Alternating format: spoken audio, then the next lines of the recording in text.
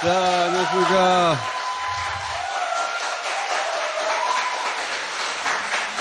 자, 오늘은 딱 한 분만 모십니다. 자, 우리 시대의 신경 안정제, 유시민 작가!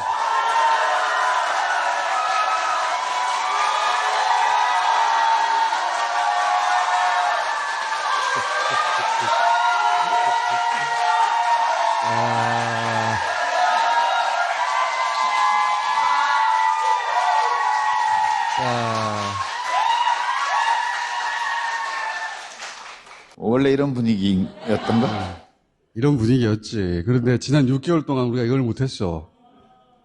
제가 유시민 작가를 인터뷰해온 지도 돌아보니까 25년 가까이 됩니다. 요즘 가장 빛나요. 응? 헌재 판결 다들 불안해할 때도 중생들아 안심하거라. 우리는 안심할 수 없는데. 근데 지나가 보면 그 말대로 다 돼. 예전엔 이런 수준은 아니었어요. 유시민 작가가 말할 때마다 족족이 들이맞는 거야. 야, 언제부터 그랬지? 생각해보니까 안 그랬던 긴 역사가 있어요. 90년대 말에 김대중 전 대통령 못 된다. 예측하는 족족이 다 틀렸어요. 그리고 예측 말고 본인이 직접 대구에 출마하면 뚝 떨어져. 김문수한테 졌어.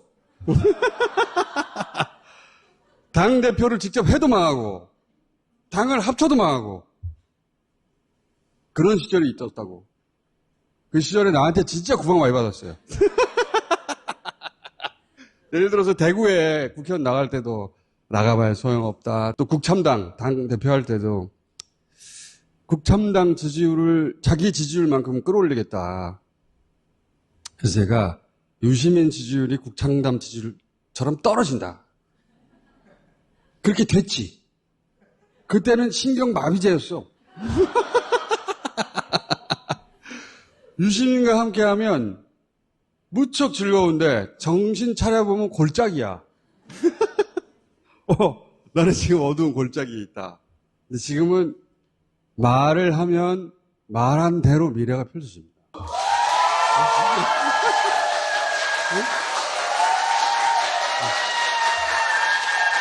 자, 그래서 사람들이 신경 안정제라고 부르기 시작했고 듣고 보니까 맞는 말이야. 맞다. 배선과 관련해서 몇 가지 물어보기로 하겠습니다. 마침 좀 전에 이준석 후보가 단일화 안 한다는 기자회견을 했단 말이죠. 왜? 일단 이준석 후보 관련해서 하실 말씀이 있으십니까? 없어요.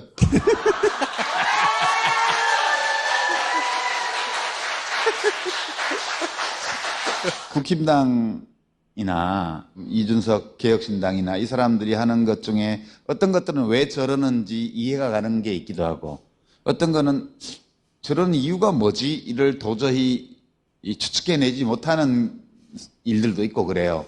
이 단일화가 이 두 번째에 속한 건데 합쳐도 못 이기는데 왜 난리지?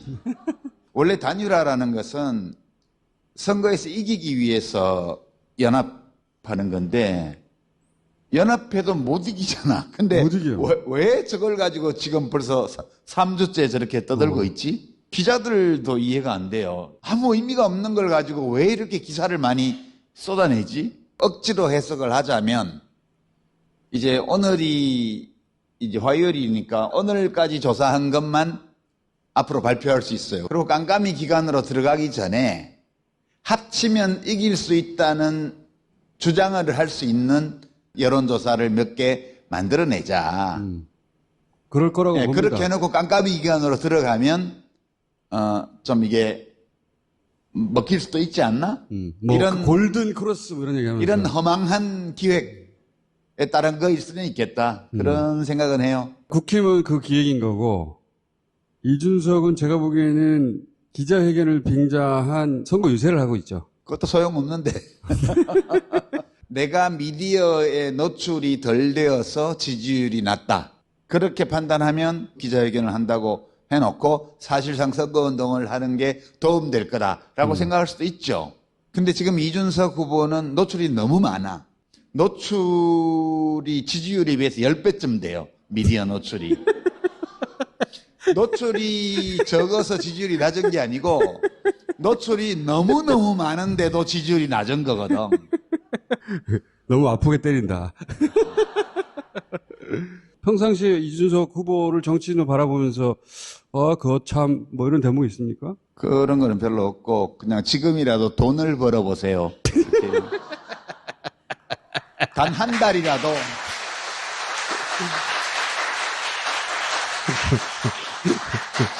이 세상이 그렇게 만만한 데가 아니고 우리 삶이 그렇게 허망한 게 아니에요. 사지 멀쩡하고 대학도 좋은 데 나왔잖아요. 뭐 하대. 네. 네. 하대를 나온 사람답게 벌이를 해봐, 벌이를. 그런 얘기는 좀 해주고 싶죠. 예. 그러면 뭐 이준석은 패스하고 김문수 후보는 우리 유시민 작가가 할 말이 많죠. 왜냐면 김문수 후보가 과거에는 운동권이었단 말이야. 같은 진영에 있었고 관계도 있었던 걸로 알아요. 부부 모두를 알았죠. 예, 그 딸도 잘 알고, 딸이 그때는 어렸는데, 내가 그 집에 왔다 갔다 할 때는. 94년인가 신한국당에 입당했고 그 이후에 그쪽에서 이제 당선되면서 멀어지기 시작했을 텐데. 김문수 씨는 이제 그 92년 총선에서 민중당을 했죠. 네, 맞아요. 되게 망했는데, 봉천동 고개 올라가는 그 왼쪽에 대학서점이라고 그 설란영 씨가 서점을 운영을 했어요. 집도 그 건물에 같이 있었는데 그 딸이 6살 뭐 그쯤 됐나? 근데 그때 제가 하지 말라고 민중당 해봐야 그거 안 된다고 김대중 총재가 되게 좋아할 스펙이라고 TK 출신의 서울대 노동운동 그러면 공천도 받을 수 있고 하니까 왜 되지도 않을 민중당을 하려고 그러냐.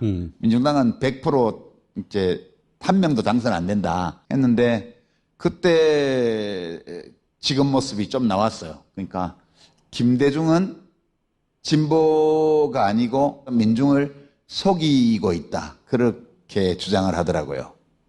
그래서 내가 아니 우리 보기에는 덜 진보적이지만 민중을 속이는 건 아니지 않냐. 끝내 그 조언을 거절하고 민중당을 하다 망했죠. 그리고 저는 이제 독일 유학 가서 있는데 저쪽 당에 가더라고. YS 대통령 인기 한참 좋을 때. 그래서 저는 뭐 그럴 수도 있지 라고 생각을 하고 가끔 통화도 하고 그랬어요. 국회의원이 됐는데, 그 96년도 총선, 박지원 씨하고 붙어갖고 됐어요. 근데 김대중 오른팔을 이겨서 더 기쁘다. 이렇게 인터뷰를 했더라고. 그래서 제가 이렇게 인터뷰를 하면 안 되지 해서 전화를 했어요. 그 비싼 국제 전화를 그때. 독일에서 네, 이렇게 하면 안 된다고. 저는 이제 애정이 있었기 때문에. 근데 설란영 씨가 전화를 받았어요. 그 저하고는 정말 전화를 그렇게 받을 수 있는 관계는 아니거든. 왜냐하면 그 남편이 보안사에 잡혀갔을 때 나하고 같이 정말 밤낮으로 같이 다니면서 남편이 어디 갇혀 있는지 찾아냈고 법정에 매일 가서 메모해가지고 발언록 같은 거 전부 프린트해가지고 인권단체에 돌리고 시민사회에 돌리고 이거를 상당 기간 동안 같이 했었어요. 그러니까 같이 정말 농성도 많이 했고 밥도 같이 먹었고 동지지 동지 예. 한마디로. 그래서 그렇게 전화를 받으면 안 돼요. 네. 뭐라고 전화를 받았어요? 네. 고맙습니다. 이런 거 있잖아요. 너무너무 사무적인 의례적인 전화 응대였어요. 그래서 이거는 얘기하기 싫다는 뜻이구나 싶어서 첫 마디가 예. 누구지 뻔히 알면서 전 독일에 있는 유시민인데요. 그 관계를 쭉 알면서 아는 정도가 아니지. 우리는 정말 숙식을 같이 하면서 정말 오랜 기간 설란영 씨하고 같이 활동을 했어요. 설lan영 씨도 노조 위원장 출신이거든요. 예, 그래서 더 이상은 전화를 하면 안 되겠다. 그게 사적인 대화를 해본 마지막. 이야, 그 톤에서 바로 느꼈구나. 예. 그러니까 전화를 안 받을 수는 없으니까 받긴 받는데 그냥 축하 전화하는 수많은 사람 중에 하나. 그 시절에 너는 이제 필요 없어. 너는 루저고 우리는 이미 성공했어. 이런 거 아니에요, 말하자면. 약간 그런 느낌이어서. 예. 너는 뭐 독일로 도망갔지만 야, 우리는 여기서 국회의원 됐어 이제. 이런 건데. 국회의원이 뭐라고? 설량현 씨가 최근에 갑자기 많이 등장하잖아요. 등장해가지고 여러 가지 메시지를 많이 내잖아요. 노조는 못생겼다부터 시작해가지고. 그거는 문학적인 표현이에요. 설란영 씨는 저는 이해할 수 있어요. 왜 저러는지. 그러니까 네. 유력한 정당의 대통령 후보 배우자가 다른 유력한 후보 배우자를 공개적으로 헐뜯는 이런 말을 하는 것은 저는 처음 봐요. 저도 처음 봐요. 한 번도 없었던 일이거든요. 대통령 부인뿐만 아니라 어떤 단위의 공직 후보도 부인이 상대 후보의 부인을 헐뜯지는 않습니다. 근데 예. 지금 뭐 너무 대놓고 하잖아요. 예, 설란영 씨는 그때 구로 20단인가 있던 세진전자라는 그 전자부품회사 노동자 위원장이었어요. 그리고 이제 김문수 씨는 한일 도르코 지금 금속연맹 산하의 거기 노조위원장을 했죠. 그러니까 김문수 씨가 학출 노동자, 대학생 출신 노동자로서 찐 노동자하고 혼인한 거예요. 그러면 그 관계가 어떨지 짐작하실 수 있죠. 김문수 씨는 너무 훌륭한 사람이에요.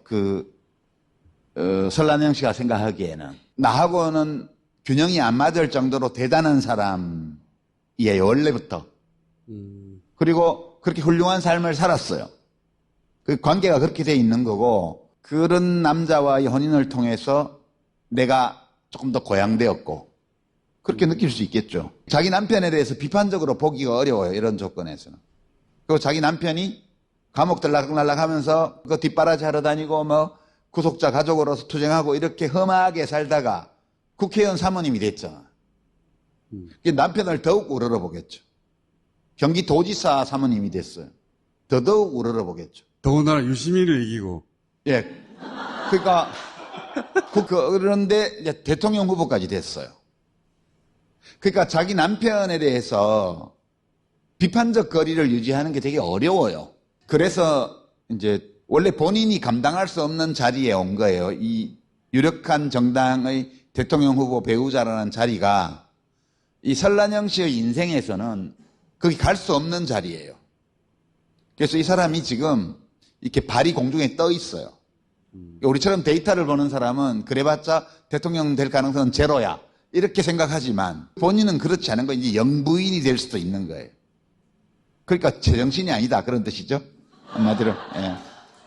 김문수 후보는 어때요? 과거에 이제 학생운동 하다가 이 보수정당에 들어가는 케이스가 적지는 않아요. 차명진을 차명진. 비롯해서 그 비슷비슷한 사람이 그 주변에 많아요. 그렇게 동화되지 않고는 그 생활을 할 수 없어요. 저 국힘당에 가서. 오히려 더 그러는 것 같아, 더. 그렇죠. 그러니까 김문수 씨는 사회주의 혁명운동 이런 걸 통해서 권력을 잡을 수 있다고 생각했던 것 같아요. 실제. 예. 근데 이제 소련 동유럽 사회주의가 무너지고 그것이 불가능하다. 예. 이렇게 판단하고 해서 민중당을 했는데 그게 뭐 비례대표 의석을 받는데 필요한 최소한의 득표도 그렇죠. 못하고 망했잖아요. 완전 망했죠. 그러니까 이기는 방식을 찾은 게 저쪽 당으로 간 거죠. 그게 이제 이재호 씨나 뭐 그 밑에 차명진이나 뭐 다 그거죠. 그런 사람들은 일관성이 있는 거예요. 그 방식으로 권력을 못 잡는다. 그러면 진영을 바꿔서 권력을 잡을 수 있는 거죠. 그렇게 해서 간 거라고 저는 봐요. 저도 이제 대체적으로는 그런 삶이었다고 생각하는데 박근혜 탄핵 때 처음에는 박근혜 탄핵을 찬성합니다. 박근혜 비판적이었어요. 근데 어느 순간 돌변하거든요. 박근혜 지지자로. 그러면서 태극기와 함께해요. 그 방식으로 그 대선에서 이길 수 없는데 그 대목이 제일 지금도 의아해요. 그 시점 이후의 김문수는 그냥 할배예요. 한때 똑똑했던 운동권 정치인 이게 아니고 그냥 할배라고. 그냥 할배로 보면 돼요. 그리고 그 할배가 그냥 대통령 후보가 된 거는 사고예요.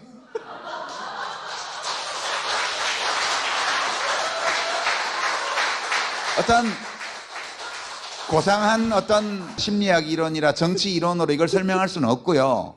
그냥 이거는 윤석열 패거리들이 한덕수를 대통령 후보로 세우려고 작업하는 과정에서 이 작업 공정이 흐트러지면서 완성품이 안 나오고 중간 제품이 그냥 나와버린 거 시장에.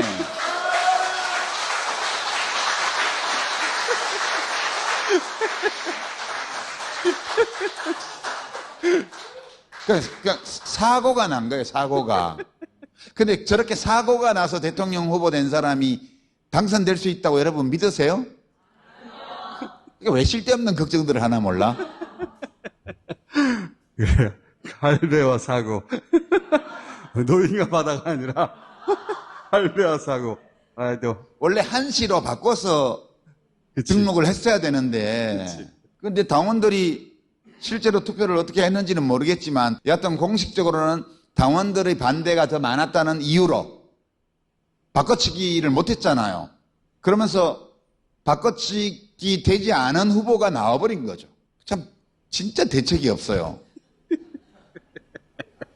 그냥 할배라고.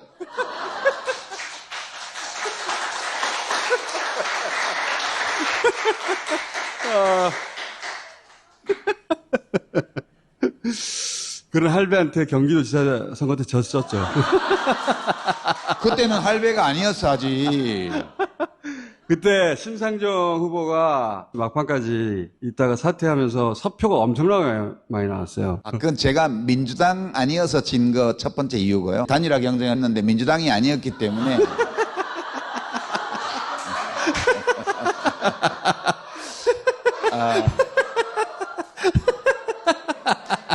그러니까 민주당 지지자들 중에 걱정하는 분들이 꽤 많았어요. 맞아요. 경계심리가 있었고, 두 번째는 제가 갑자기 그때 뛰어나왔기 때문에 준비가 덜 돼 있었어요. 그 준비가 덜 된 상태를 유권자들이 인지했기 때문에 진 거거든요. 그러니까 저거는 딴 거야. 저거는 이거는 예전에, 그 이후에 예, 그 이후에 진보 정당들을 합치고 뭐 난리법석을 떨다가 아니 유시민과 함께하면 즐겁다니까. 즐거운데 어느 날 보면 골짜기 있어 내가.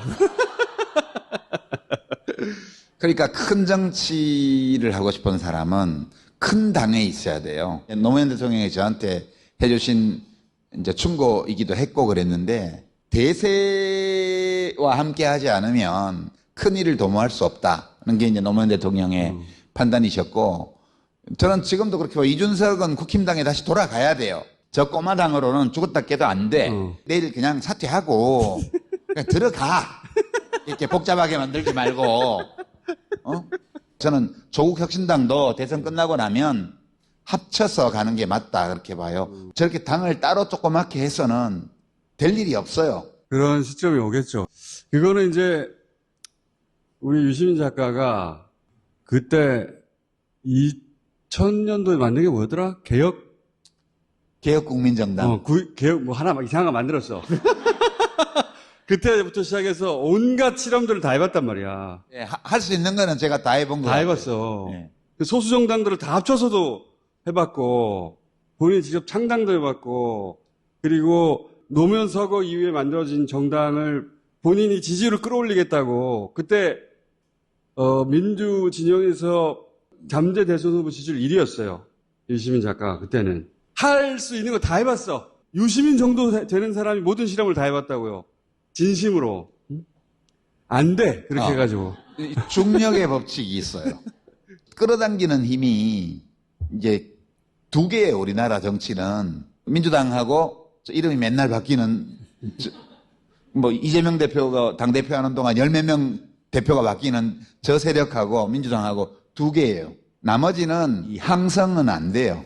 그러니까 스스로 이렇게 힘을 발휘하는 건 두 개 있고, 제가 이제 그 많은 일들을 한 끝에 내린 결론이, 이것이 국민의 선택으로 만들어진 구조다라는 것을 받아들인 거죠. 저희 모든 비평은 그렇게 받아들인 조건 위에서 지금 한국 정치에 대한 비평을 하는 거고, 그러다 보니까 좀 맞는 거야. 그러니까 이 최근에 정치에 관심 가진 분들은 유시민 작가가 20몇 년 동안 내내 민주당에 있었을 거라고 착각하는데 아니에요. 민주당에 있었던 기간은 짧아요. 떠돌아다니면서 온갖 실험들을 다 했어요. 뭘 하면 된다는 것을 아는 것도 중요하지만 뭘 하면 안 된다는 것을 안다는 것도 굉장히 중요한 일이에요. 해보기 전까지는 모르는 거잖아. 그렇지. 성공 사례도 우리에게는 소중하지만 실패 사례도 소중해요. 이게 제가 다른 모든 분들을 위해서 할 수 있는 모든 실패를 다 해봤다니까? 그러니까 그거 하지 말라고. 예.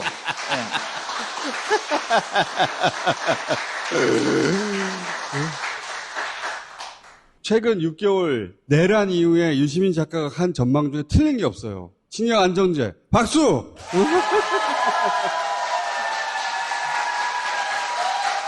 자.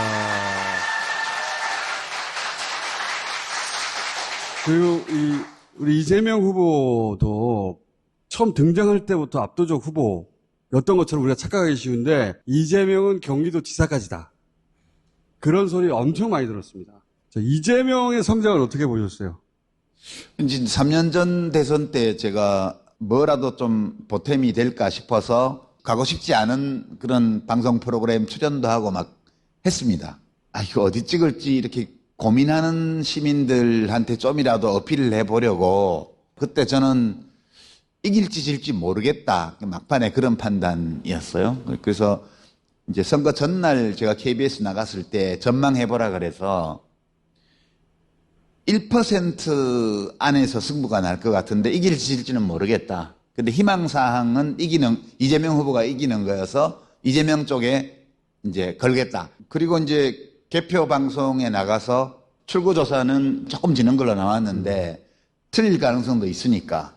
그래서 사전투표 개표율을 하고 본투표 개표율을 하고 얼마나 이게 진행이 됐는지를 몰라가지고 처음에는 그렇죠. 그 데이터가 안 나왔어요. 근데 맞아요. 개표율이 한 15%, 20% 되면서 이제 방송국 화면에는 안 나왔지만 출연자들한테는 그 정보들이 전달이 되어 왔습니다.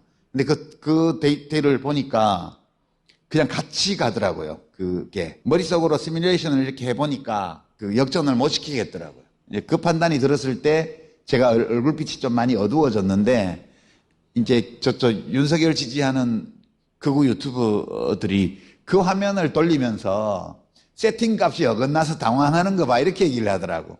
세팅 그러니까 완전 미쳤어. 그래서 이제 그때 졌구나 라고 제가 좀 일찍 판단을 했어요. 그리고 추격은 하는데 재역전은 못 시킬 것 같다. 그런 판단을 했거든요. 그 안철수 씨가 단일화를 안 했으면 이재명 후보가 이겼다고 봐요. 그때 마지막 여론조사에서 이재명 후보가 지는 걸로 나왔고 거기다가 안철수 후보가 7%대를 얻고 있었기 때문에 산술적으로 보면 그 하나만한 선거였어요. 근데 여론조사가 바이어스가 있었던 거예요. 윤석열이 10% 이상 이긴 조사가 많았으니까. 예. 네. 지금 저는 이제 어떻게 생각을 하냐면 작년 총선 때 그때도 여론조사 때문에 시끄러웠잖아요. 그 여론은 총선 한 석 달 전에 이미 다 확정돼 있었고요. 여론조사의 수치만 오르내린 거죠. 지금도 저는 똑같다고 봐요. 이미 여론 지형은 벌써 2달 전에 고정돼 있었다. 4월 4일 날 헌법재판소에서 탄핵 인용을 하면서 이미 그때 다 결정되었다고 봐요. 아니, 그리고 실제 여론조사 거 저희가 한 10억 가까이 썼거든요. 맨날 똑같아. 이거 해야 되나? 이제 여론조사 수치만 오가는 거예요. 할 수 있는 방법이 있어요. 그렇게 다 마음먹으면 그런 거여서 수치만 오르내리는 거지 여론 지형은 이미 고정돼 있다고 저는 생각을 합니다. 그렇게 보고 이제 이재명 대통령 되리라고 봐요. 그러니까 자잘하게는 일어나지 말아야 될 일이 많이 일어나는 사회예요. 한국 사회가.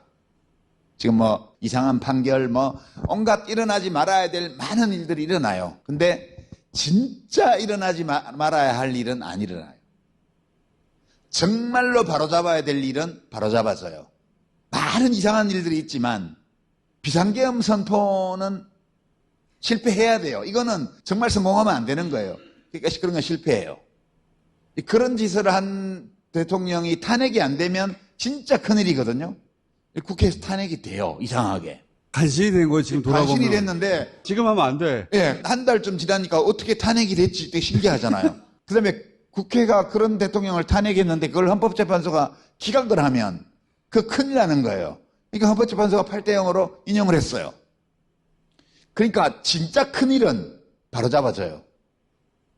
근데 조희대 대법원장이 한 이상한 짓 바로 잡지를 못해요, 지금. 직위원 판사가 재판을 이상하게 하는 거, 내란 수개가 막 풀려갖고 뭐 영화 보러 다니고 보리밥 먹으러 다니는 거 이런 거 일어나면 안 되는 일인데 바로 잡히지 않아요. 그러니까 그 내란 수개의 부하였던 자가 지금 대통령 후보가 돼서 나와 있습니다. 그 내란 수계를 편들고 보호했던 정당의 후보가 돼가지고. 근데 그런 사람이 대통령이 되면 진짜 큰일 아니에요? 그런 일은 안 일어난다. 네.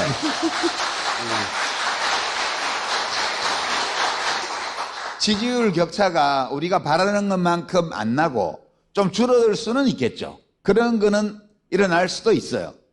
그러나 내란 수계를 옹호한 당의 내란 수계의 부하였던 지금도 내란 수계를 옹호하는 자가 대통령 후보가 되어 있는데 그런 자가 대통령에 당선되는 그런 일은 절대 안 일어난다. 저는 그렇게 생각하는 거예요. 우리가 그냥 안 일어날 거야가 아니라 우리가 노력하니까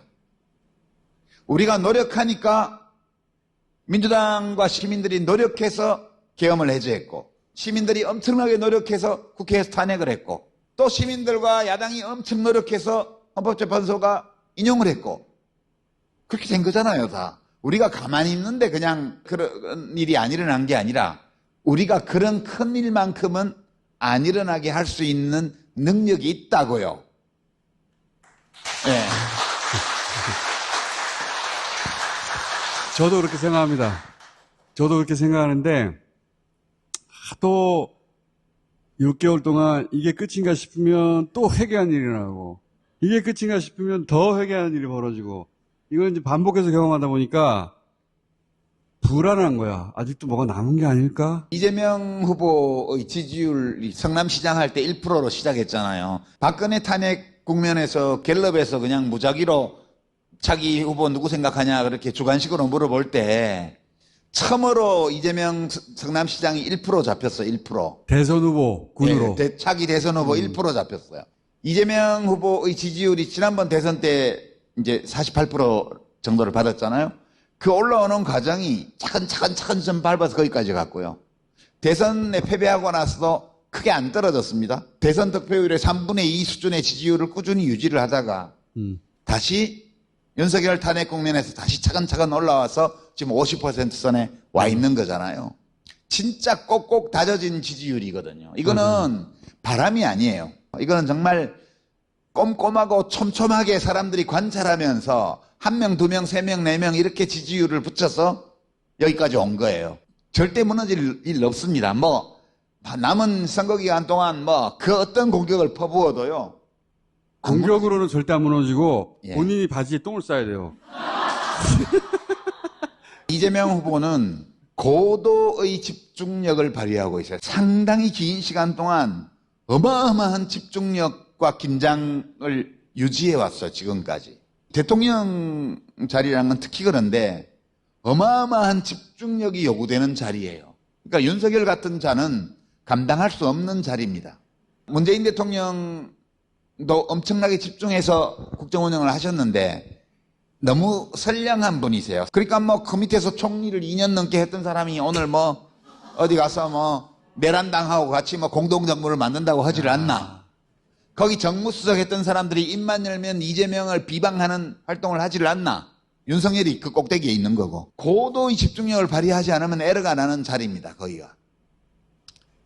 그래서 이재명 후보는 정말 초인적인 집중력을 지금까지 발휘해 왔기 때문에 그거 진짜 놀라워요. 저도. 예, 남은 열흘 동안 그 집중력이 흐트러질 일은 없다.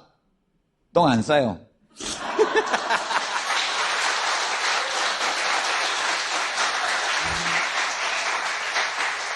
이재명 후보가 남다른 점을 이 관점에서 하나 얘기하자면 어떤 의사결정을 토론을 거쳐 결정해야 된다. 이런 얘기를 많이 하죠. 근데 이제 이재명 후보가 매우 특별한 점은 잠깐 인사하고 돌아오는 게 아니라 사람들하고 긴 과정을 통해 진짜 토론을 해요. 그거 굉장히 피곤하거든요. 가장 낮은 단계 토론부터 시작해서 가장 높은 단계 최고회의까지 빠른 시간 내에 그 정보를 취사 선택해가지고 자기 방식으로 소화해요. 엄청난 속독 능력이에요, 그게. 사람의 의견을 속독으로 이해해서 자기 의사에 그걸 반영해요. 그게 이제 정보 처리 속도가 빠르다. 그렇게 표현하죠. 그러니까, 그래, 그 용어가 있구나. 그렇게 하려면 그 말씀하신 엄청난 집중력이 고도로 발휘해야 되거든요, 그 순간순간에. 근데 그걸 어떻게 이렇게 오래 유지할까? 그러니까 그게 그런 사람이라야 대통령 자리에 도전할 수 있는 거예요. 그걸 못하는 사람, 나 같은 사람은 안 돼요. 그게 너무너무 힘든 일인데 무엇이 그 고도의 집중력을 장기간 유지하도록 해주냐. 성취 동기가 강한 사람이라야 그걸 할 수 있어요. 김대중 대통령 같은 분이요. 그렇죠. 어마어마하게 그 집중력이 강했던 분이세요. 노무현 대통령은 김대중 대통령만큼 장기간 긴장할 수 있는 분은 아니었지만 필요한 시기에는 어마어마한 집중력을 발휘했던 분이세요. 이재명 후보는 제가 예전에 이렇게 관찰한 바로는 노무현 대통령하고 좀 닮은 점이 많다 이렇게 저는 봤어요. 근데 가면 갈수록 김대중 대통령한테 접근해 가고 있습니다. 약간 컬러가 바뀌고 있어요. 맞아요. 그러니까 지금 이재명 대표의 하루를 생각해 보세요. 우리는 유세 장면만 보죠. 혹은 기자간담회를 하거나 TV 토론을 하거나 이것만 보고 있잖아요. 근데 지금 이재명 후보의 제일 큰 그 고민, 가장 집중력을 발휘하는 문제가 뭘까요? 인사입니다, 인사. 김문수 씨는 이런 걱정 안 해요. 이준석도 전혀 안 해요. 왜? 대통령이 되지 않을 거기 때문에. 이재명 후보만이 내가 대통령이 될 거라는 확신을 가지고 지금 사람을 찾고 있을 거예요. 또는 이미 찾아놓은 사람 중에 이 사람을 어디다 배치하지? 지금 제일 중요한 게 뭐예요? 딱 그 다음날 아침에 취임입니다. 대통령 자격은 당선증을 받는 순간 바로 대통령이고 그리고 그치. 날 밝으면 대통령 직무를 공식적으로 시작해야 돼요. 그치. 제일 먼저는 비서실장 지명해야죠. 총리 후보 지명해야죠. 그 다음에 장관들 미리 리스트업 다 해야 되죠. 당장 일 시작하려면 차관부터 임명해야 될 거 아니에요. 각 부처에. 정보조직법 고칠 때까지는 지금 조직 형태로 일을 해야 되니까. 기획예산처 만들고 싶어도 지금은 못해요. 그럼 각 부처의 차관부터 공무원 중에 임명하든가 밖에서 누굴 투입하든가 다 해야 될 거 아니에요. 이 대통령이 돼야 될 인사에 어마어마한 시간을 쓰고 있을 거예요. 말씀하시니까 또 생각나는데 첫 번째 TV 토론을 잘 보면 이재명 후보가 좀 피곤해 합니다. 원래 TV 토론이 있는 날은 그날 전일 비우거든, 보통. 대선 후보급은. 근데 이 양반은 유세를 하고 올라오면서 이런 결정을 하고 그냥 바로 TV 토론에 들어온 거예요. 그리고 다른 후보들하고의 차이를 잘 보시면 다른 후보들은 자기가 준비한 자료를 계속 봅니다. 불안해서 그런 거예요. 불안해서 자꾸 뭘 보는 거거든요. 누구는 이거를 했는데 누구는 이거를 하더라고요. 그건 김문수든 이준석이든 마찬가지예요. 계속 아래를 봐요. 아래를 안 봐요. 이 양반은. 자기가 할 말과 자료 전체가 머릿속에 들어있는 거예요. 그 집중력을 계속 유지한단 말이지. 근데 그거 보고 저거는 특별한 능력이다. 나는 못한다 저거 진짜. 죽었다 깨도 못해.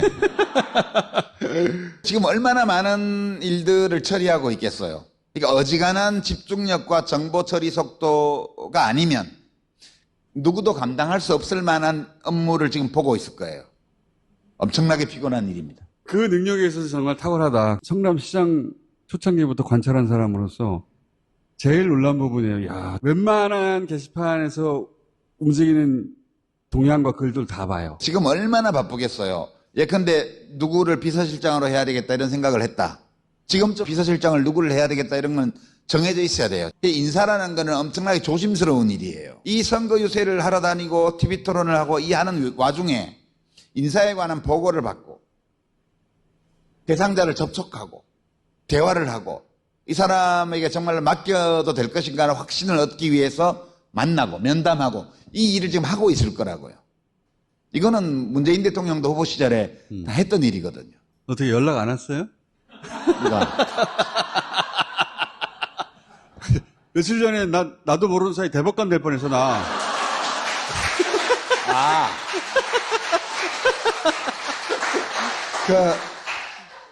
국힘의 주진우 의원이 김어준 유시민이 대법관 되는 세상 만든다 이렇게 했는데 밑에 댓글을 보니까 와 천재인데. 아니 며칠만 시켜줘 며칠만. 나는 시켜줘도 안 해. 나는 한다.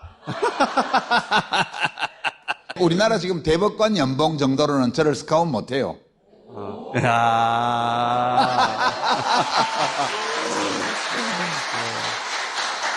주진우 의원은 그런 쓸데없는 걱정을 하지 말라고 제가 말해주고 싶어요. 도대체 윤석열 사단의 에이스라는 자들이 품질을 보니까 진짜 형편없더라고요. 나는 주진우 의원에게 계속 걱정하라고 말하고 싶어요. 자, 이준석 단일화 해도 안 되는 거 우리 다 알아. 근데 마음 한구석이 불안한 거예요. 하도 지난 6개월 당해가지고. 난 진짜 신경안정제 역할은 끝났다고 생각했는데 요즘 제가 이제 뭐 유튜브 방송이든 공중파도 안 나가는 이유가 별로 이렇게 해설을 해야 될 게 없는 거예요. 아니 환자가 열이 나야 해열제를 쓰는 거고 신경안정제를 복용을 할 필요가 있는 건데 지금은 그럴 상황이 아니라고 생각해서 안 나갔는데 최근에 요 며칠 동안 막 신문방송이 막 엄청 띄우잖아요. 그치. 붙었다고. 뭐, 격차 좁혀져, 뭐, 어쩌고. 우리가 어떤 문제에 대해서 전망을 할 때는 두 가지가 필요해요. 과거의 사례를 토대로 이제 일반적인 패턴을 우리가 가지고 있는 걸 수도 있고 그래요. 그런 걸 그냥 직관적 논리적 판단이라고 해요. 그게 늘 모든 경우에 맞는 건 아니기 때문에 데이터를 보죠. 그러니까 직관적 논리적인 판단의 기준, 그 다음에 이제 그 전망과 관련되어 있는 데이터, 이 두 개를 보는 거예요. 이 두 개가 일치하면 그렇게 전망하면 됩니다. 근데 두 개가 서로 어긋날 때가 문제예요. 이제 우리가 이제 가지고 있는 직관적이고 논리적인 판단은 이래요. 집권 2년 반 동안 국민 경제를 완전히 망쳐놓은 정부였고,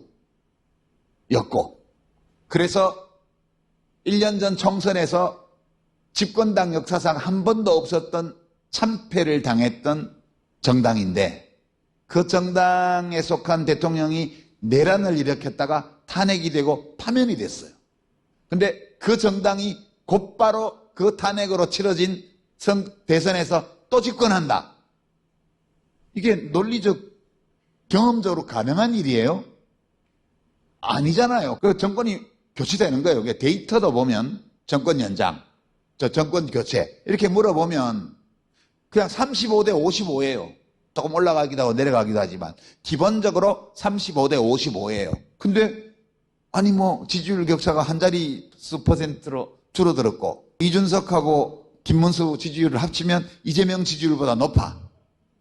단일화하면 엎어지는 거 아니야? 정권 재창출하고 정권 교체가 35대 55인데 그게 어떻게 가능해요? 불가능한 얘기잖아요. 그러면 이럴 때는 데이터를 의심해 봐야 돼요. 데이터를. 이 상황을 초래한 것만큼이나 큰 사건이 있어야 돼요. 윤석열이 내란을 일으키고 했거나 국회에서 탄핵이 했거나 헌법재판소에서 탄핵 인용을 했거나 여기에 버금가는 정치적 사건이 벌어져서 그래서 민심의 변화가 있다. 이러면 우리가 이해할 수 있어요. 그렇게 한 개도 없어요.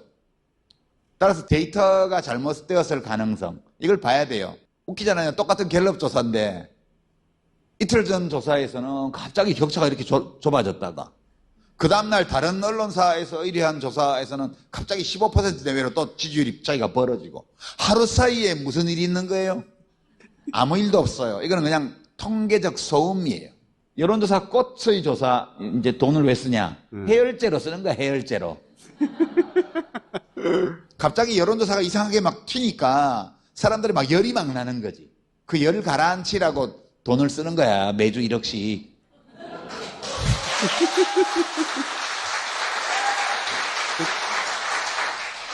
갤럽이 정기적으로 자기들이 하는 여론조사에서 응답자의 정치성, 주관적 정치성을 물어봅니다. 지난 한 15년 정도의 데이터를 보면 박근혜 탄핵 때 또 문재인 대통령 인기가 엄청 남북미 정상회담 할 때 올라갔을 때 그 두 시기를 제외하고는 보수 진보의 격차가 5%를 넘어간 적이 거의 없습니다. 많이 벌어져야 어느 한쪽이 5% 정도 많아요. 최근 몇 년 동안은 한 3% 내외로 보수라고 대답하는 응답자가 조금 더 많은 상황이 평균적으로 지속되어 왔습니다. 그게 맞아요. 근데 3일 전 나왔던 갤럽 여론조사에서는 120명 정도가 보수가 많았거든요. 12% 차이. 그런 거는 정말 보기 힘든 일이에요. 예. 왜 그렇게 된지는 몰라요. 어떤 요인 때문에 국힘당 지지자들이 갑자기 전화를 받아야겠다는 결심을 공고히 하고 지구가 두 쪽이라도 난 전화를 받고 말 거야. 원인은 알 수가 없어요. 그러나 데이터 자체를 보면 그렇습니다. 그런 데이터에서도 9% 차이로 이긴단 말이에요. 그러니까요. 만약 그거를 시뮬레이션을 해서 진보 보수 동률로 계산하고 보정하면 16% 차이예요. 아무 변화가 없습니다. 민심에. 여론조사 꽃하고 거의 비슷해지는 거예요, 그러면. 예, 민심의 변화가 있으려면 1000샘플 중에서 예컨대 400샘플이 중도다. 그 사람들이 누구를 지지하는지를 보면 돼요. 변화가 없어요. 그러니까 세부적으로 뜯어보면 어떤 여론 민심의 변화도 없어요. 근데 왜 차이가 나냐? 표본을 모으는 과정에서 발생한 통계적 소음 때문에 뭐 일부러 누가 소음을 일으켰는지는 모르겠지만 그런 거니까 투표를 안 하면 그렇게 될 수도 있어요. 우리 유권자들이 투표를 하면 절대 일어나지 말아야 할 일은 결코 일어나지 않는다. 예.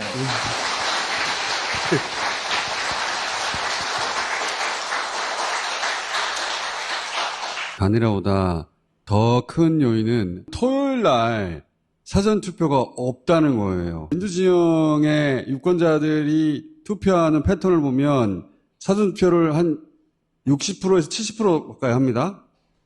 그리고 토요일 날 많이 해요. 이번에도 나는 토요일 날 회사 안 가는 날 조금 늦지막히 일어나서 해야지 이렇게 생각하고 있는 사람 많을 거예요. 아니 총수가 자꾸 떠들어가지고 다 알아 이제. 토요일은 투표가 없어요. 중독성 있어 이거. 먹금.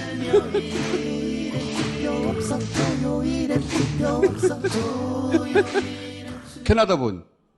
Swing your feet, it's Friday night. 이야. Cast your vote, make it right. No vote on Saturday. No vote on Saturday. Friday's your chance, don't delay. 야. No vote on Saturday, you see. 토요일엔 투표 못해요. 알지? Friday's the day, let it be. 금요일에 해야 해요, 맞지? 자, 이것도.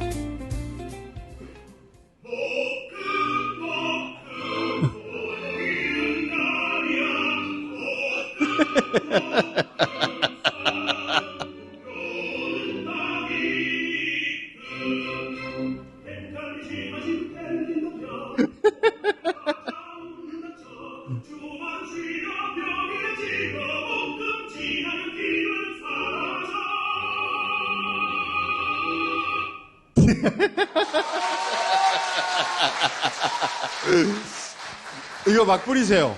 예, 이것도 중요하고 또 하나는 마치 질 수도 있는 것처럼 해서 지지층을 긴장시켜야 된다는 식으로 얘기를 하는 분들이 있는데 저는 그건 국민들을 너무 무시하는 거라고 봐요. 저도. 시민들이 어느 후보를 찍지라고 고민하는 상황 같으면 형세가 비슷비슷한 것 같으면 어느 정도 그럴 수 있어요.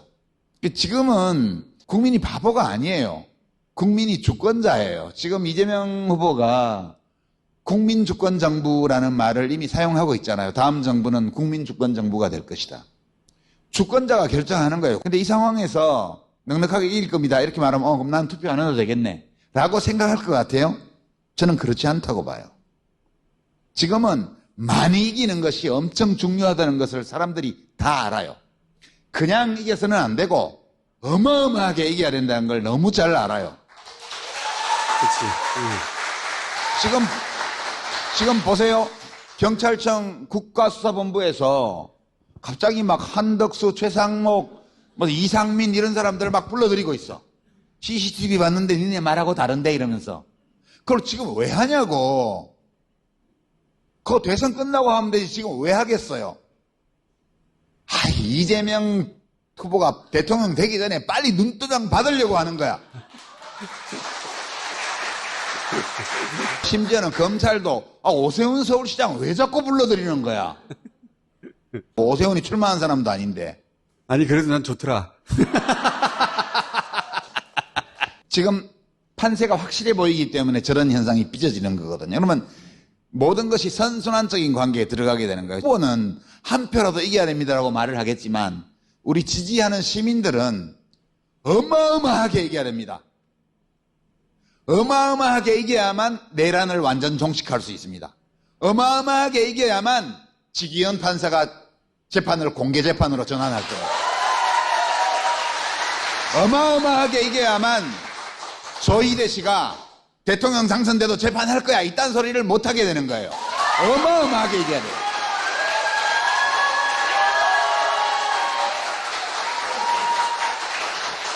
이 어마어마하게 이겨야 된다는 사실을 유권자들이 너무 잘 알아요. 민주당의 당직자들은 그렇게 겸손하게 하시고요.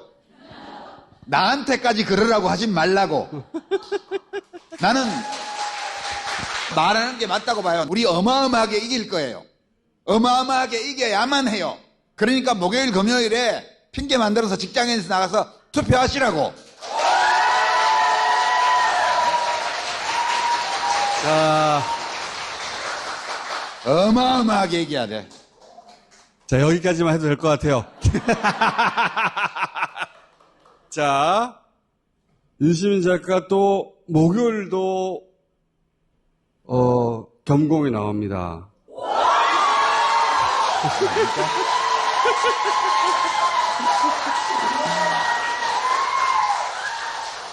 아, 목요일 날? 방금 들었어?